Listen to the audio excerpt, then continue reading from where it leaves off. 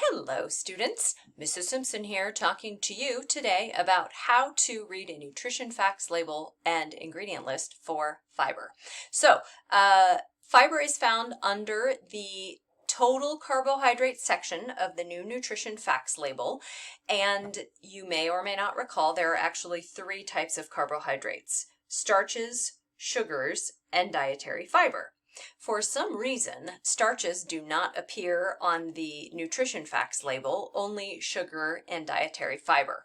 So if you wanted to do the math, you take a 46 minus 7 minus 4, and that tells you how many starches are in the food. Doesn't really matter all that much. But if you wonder what the other carbohydrate grams are, they are starches. So dietary fiber right there under the total carbohydrate, not that hard to find. And at this point, it's also giving you a percent daily value. Some food labels call out the different types of fiber, and the federal government, the FDA, is telling us what those mean. Soluble dietary fiber can interfere with the absorption of dietary fat and cholesterol. I'm reading from here. That is a good thing. So that can help control the blood level of glucose, which is a problem in people who have diabetes, and everybody wants their blood glucose levels to be controlled whether or not you have diabetes. Insoluble fiber speeds up movement of food and waste through the digestive system. That's also a good thing. You don't want your food sitting in your body for days, especially if you're eating meat. That gives that meat time to literally rot in your gut. Gross. So both insoluble and soluble dietary fiber make you feel fuller, which may lower your calorie intake, because if you eat less in terms of calories and stay satisfied longer, that's a good thing. Studies have actually shown that people who eat high fiber dinner eat less calories at breakfast time because they're less hungry. So the FDA isn't going to tell you that, but Mrs. Simpson is. All right, I have chosen a product that happens to be in my pantry. Oh, how I wish I could still eat this. This was one of my favorite cereals before I had to stop eating wheat.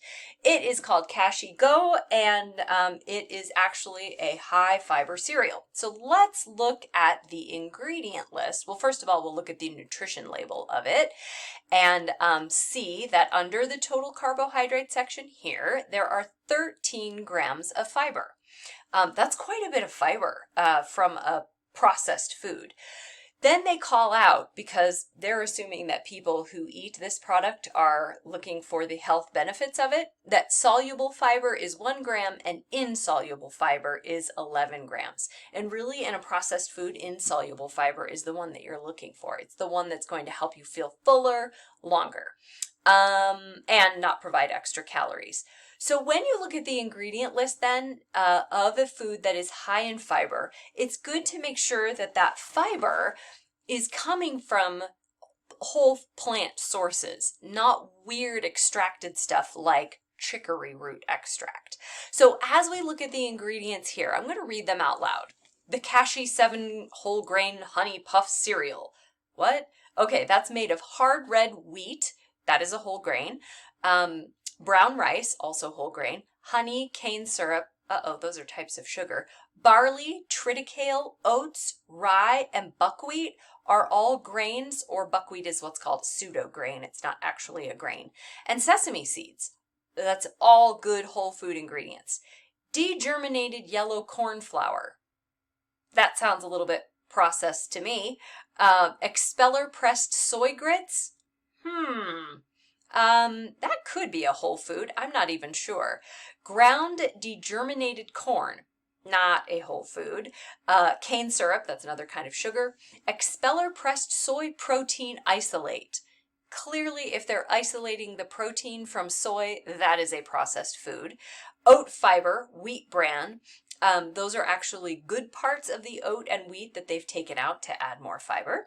And expeller pressed soy flour, sounds processed to me, but could be close to whole. Corn bran, a good part of the corn. Kashi 7 whole grain and sesame flour made of oats, hard red wheat, hard red wheat, say that 3 times fast, rye, brown rice, triticale, barley, buckwheat, sesame seeds. That sounds a little familiar from above in the ingredient list. Then salt, natural flavors, annatto extract color. That's a natural color that turns things kind of yellow. And certified transitional, that is certified transitional hard red wheat. Boy, I'd have to look into what that means. So overall, that ingredient list looks like, to me, it has a lot of whole grains in it, which is what you're looking for in a product. When you see things, boy, I have a list here of all kinds of weird words that are considered fiber, like inulin, polydextrose, soluble corn fiber, resistant maltodextrin, and maltodextrin. These are things that companies make by extracting from other products, and those are not going to be the most health-promoting fibers. And of course, students, the healthiest source of fiber in your diet comes from whole plants.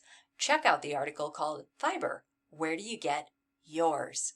All right, thanks for listening, and go eat something that's high in fiber. Bye.